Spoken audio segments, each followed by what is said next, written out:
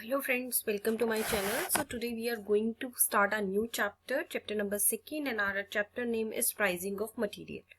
So basically यहाँ पे हम पढ़ेंगे कि प्राइसिंग ऑफ मटेरियल क्या होता है. प्राइसिंग ऑफ मटेरियल में बेसिकली आप अपनी इन्वेंट्री की वैल्यू किस प्राइस पे करते हो, आप अपनी मटेरियल किस प्राइस पे इश्यू करते हो, किस प्राइस पे आप इन्वेंट्री रखते हो, ये सब हम पढ़ेंगे. इसके अलग अलग डिफरेंट मेथड है जो हम वन बाय वन करके देखते हैं. Topics covered under this chapter. इस चैप्टर में आप कौन कौन से टॉपिक कवर करोगे. फर्स्ट है हमारा actual cost method. Actual cost method से आपको लग रहा है जिसमें आप एक्चुअल कॉस्ट है उसको कंसीडर करोगे. सेकंड है हमारा first in first out method. ये है, हम इसको फीफो भी बोलते हैं. बड़ा कॉमन मेथड है जो बहुत सारी ऑर्गेनाइजेशंस में यूज होता है, तो इसको हम ध्यान से पढ़ेंगे. इस पे प्रैक्टिकल क्वेश्चंस भी कवर करेंगे. नेक्स्ट है हमारा last in first out, that is LIFO. Last in first out हम उसे बोलते हैं. नेक्स्ट है हमारा simple average cost method. Next है वेटेड एवरेज कॉस्ट मेथड. आपको सारे मेथड्स की इंफॉर्मेशन और बेसिक इंफॉर्मेशन होना जरूरी है. पीरियडिक सिंपल एवरेज मेथड है. देन हमारा है periodic weighted average price method. उसके बाद है हमारा moving simple average price method. Next है moving weighted average price method. Next है हमारा स्टैंडर्ड कॉस्ट मेथड. उसके बाद है बेस स्टॉक मेथड और उसके बाद है रिप्लेसमेंट कॉस्ट मेथड जिसको हम मार्केट प्राइस मेथड भी बोलते हैं. हम वन बाय वन करके चलेंगे. फर्स्ट है हमारा एक्चुअल कॉस्ट मेथड. देखो फ्रेंड्स, एक्चुअल कॉस्ट मेथड में क्या है, बेसिकली आपने जिस की कॉस्ट है उसको मिक्स नहीं करा. आपने फॉर एग्जाम्पल कोई प्रोडक्ट आपने 10 रुपीज में परचेज करा है, आप उस पे आप उसको इश्यू कर रहे हो. जो भी आप अभी इन्वेंट्री है वो 10 रुपीज पे इश्यू कर रहे हो. आपने अपने प्रोडक्ट्स मिक्स नहीं करे, आपने उसको क्या करा है, सेपरेट रखा है. Where materials are purchase specially for a particular job. जो एक पर्टिकुलर जॉब के लिए मटेरियल खरीदा जाता है, such material to be stored separately and issued only to that particular job. आपको उसी जॉब के लिए ही मटेरियल आप यूज कर रहे हो, तो वहां पे क्या बोलेंगे हम उसे, actual cost method. Next method है हमारा फर्स्ट इन फर्स्ट आउट. वो मेथड का नाम है फीफो. ये बहुत कॉमन मेथड है, बहुत जगह यूज होता है. इसमें प्रैक्टिकल क्वेश्चंस भी आते हैं. अब इस मेथड में बेसिकली आप क्या करोगे, इन दिस मेथड आपको क्या करना होगा, फर्स्ट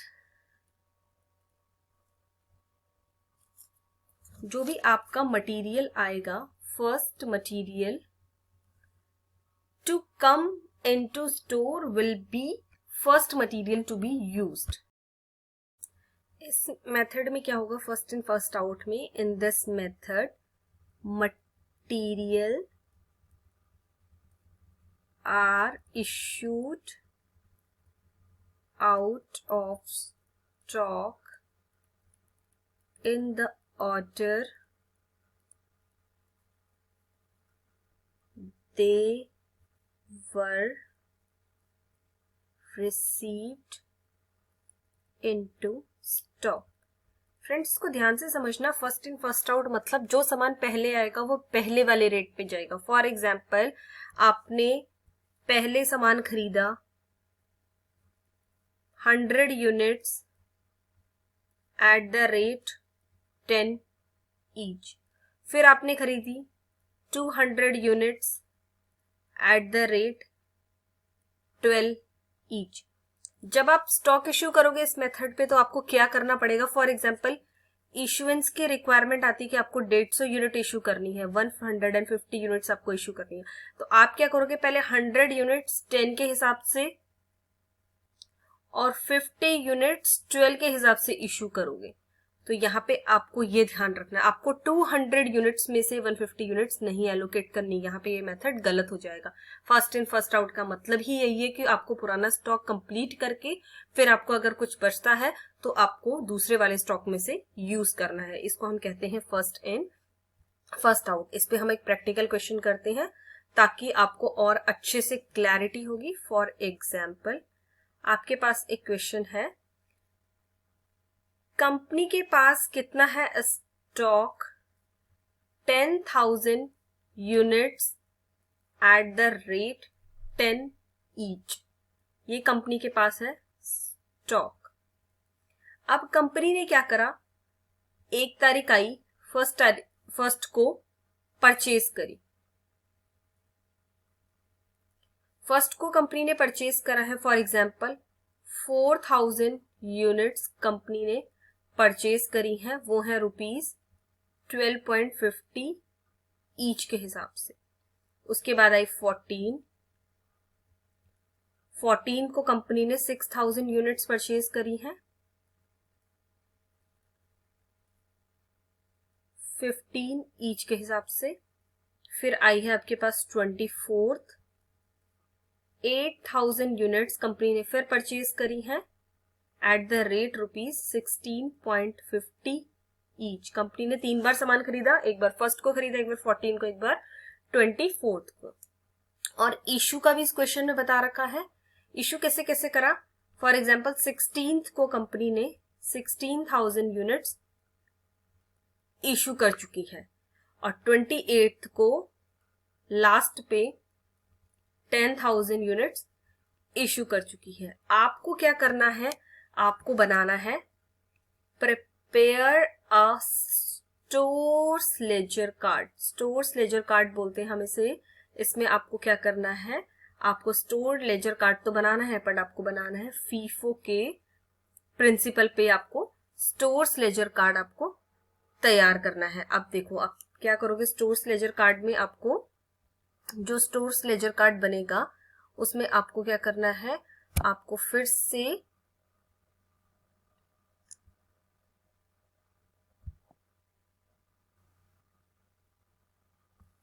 स्टोर्स लेजर कार्ड में आपको फॉर्मेट एक खींचना है। फॉर्मेट में पहले आप, फॉर्मेटिंग का क्या तरीका है, यहाँ पे आप डेट लिखोगे, यहाँ पे आप 3 कॉलम बनाओगे, बैलेंस, इशूड, रिसीट, और यहाँ पे आप डाल दोगे डेट।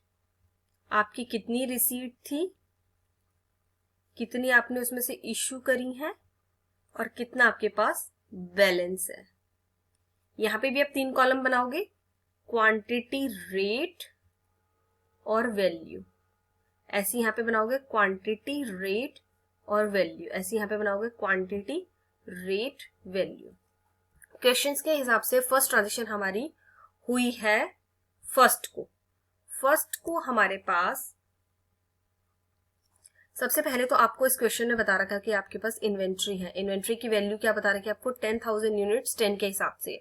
तो आप यहाँ पे सबसे पहले बैलेंस में लिखेंगे 10,000 यूनिट्स आपके पास 10 के हिसाब से हैं, तो आपके पास बन जाएगी 1 2 3 4 5 1 लाख रुपीज की आपके पास स्टॉक यहाँ पे है। उसके बाद आपकी फर्स्ट आती है। फर्स्ट को आपने क्या करा है, सामान परचेज करा है 4,000 यूनिट्स 12.50 के हिसाब से 4,000 यूनिट्स आपने खरीदी हैं 12.5 के हिसाब से। तो यहाँ पे आपने खरीदा है 50,000 का सामान।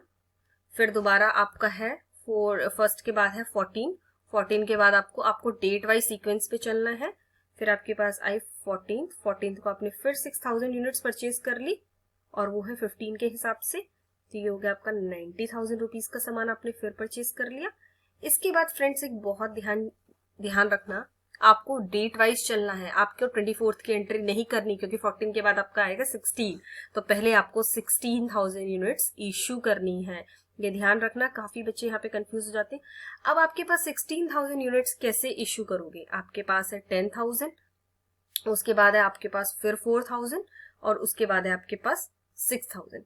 यहाँ पे आप चाहो तो बैलेंस लिख के चल सकते हो। जब आपने फिर 10,000 की, आपके पास 1 लाख का बैलेंस था और 4,000 की 12.5 के पास आपका 50,000 का बैलेंस यहाँ था। फिर आपने जब 6,000 खरीद ली तो आपके पास, मैं यहाँ पे एक लाइन ड्रॉ कर दे रही हूँ ताकि आपको यहाँ पे क्लैरिटी रहे लाइन ड्रॉ करने से।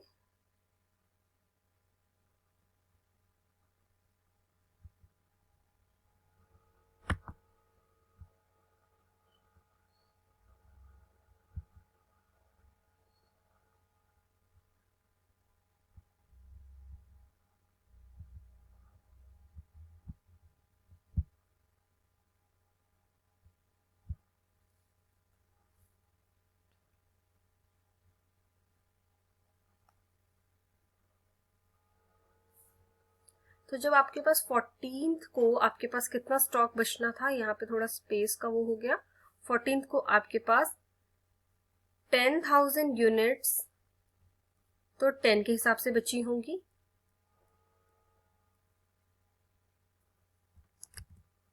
और 4,000 यूनिट्स बची होंगी 12.5 के हिसाब से, और फिर आपके पास बची होंगी 6,000 यूनिट्स बची होंगी आपके पास 15 के हिसाब से।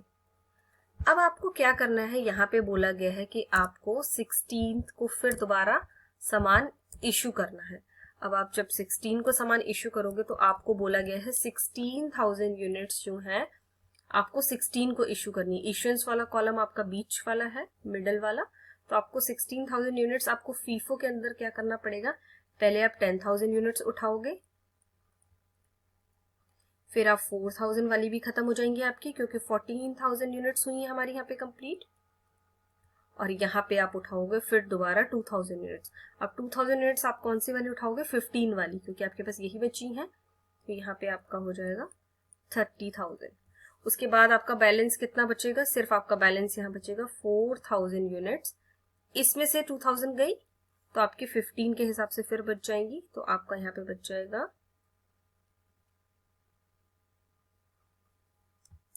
15 के हिसाब से आपका बच जाएगा 60,000।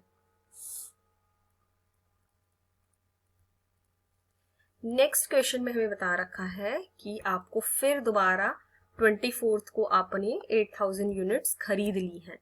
तो पहला हमारा रिसीट का कॉलम है, फिर आपके 16th के बाद है 24th को आप 8,000 यूनिट्स खरीदोगे। 8,000 यूनिट्स का रेट है 16.5 के हिसाब से आपने खरीदी, तो यहाँ बनेगा 1,32,000।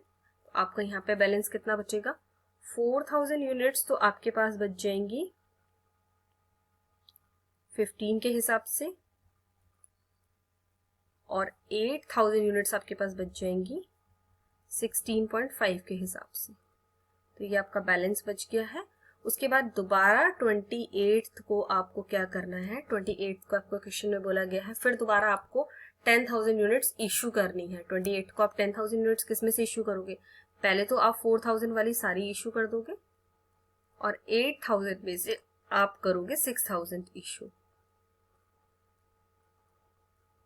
तो यहाँ पे आपने 99,000 का फिर इशू कर दिया है। अब जब आप यहाँ 99,000 का इशू करोगे तो उससे क्या होगा, आपका 99,000 का इशू करते ही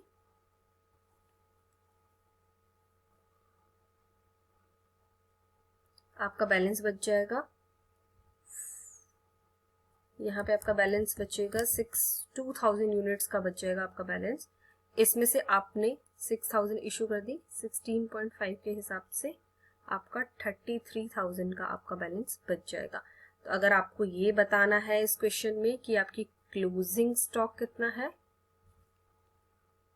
तो दैट इज 2,000 यूनिट्स आपके पास बच जाएंगी मंथ के लास्ट में 16.5 के हिसाब से, दैट इज 33,000 रुपीज की आपकी इन्वेंट्री बची हुई है। तो फ्रेंड्स ये हमारा था FIFO method first in first out, जहाँ पे स्टॉक जिस हिसाब से आएगा उस हिसाब से आपको इशू करना पड़ेगा। So thank you friends for watching my channel. Next video में हम लीफो मेथड देखेंगे और भी मेथड्स को कंटिन्यू करेंगे। Thank you friends.